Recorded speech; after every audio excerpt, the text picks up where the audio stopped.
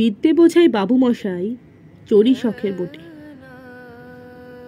মাঝিরে কন, বলতে পারিস সূর্যি কেন ওঠে, চাঁদটা কেন বাড়ে কমে, জোয়ার কেন আসে?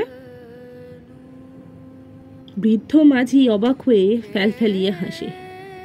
বাবু বলেন, সারা জীবন মরলি রে তুই খাটি, জ্ঞান বিনা তোর জীবনটা যে চারি আনাই মাটি। খানিক বাদে কহেন, বাবু বল তো দেখি ভেবে, নদীর ধারা কেমনে আসে পাহাড় থেকে নেবে? বলতো কেন লবণ পোড়া সাগর ভরা পানি? মাঝি সে কয়, আরে মশাই অত কি আর জানি। বাবু বলেন, এই বয়সে জানিস ও তা কি, জীবনটা তো নেহাত খেলো অষ্ট আনাই ফাঁকি। আবার ভেবে কহেন, বাবু বলতো রে বুড়ো, কেন এমন নীল দেখা যায় আকাশের ওই চূড়ো?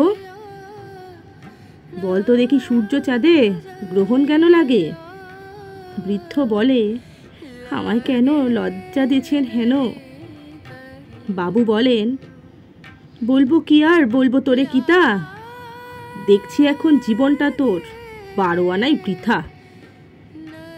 খানিক বাদে ঝড় উঠেছে, ঢেউ উঠেছে ফুলে।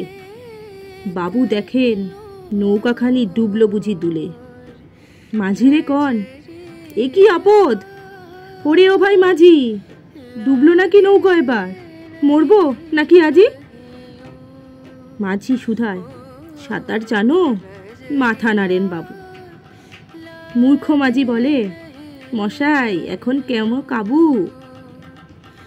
বাঁচলে শেষে আমার কথা হিসেব করো পিছে, তোমার দেখি জীবনখানা 16 আনাই মিছে।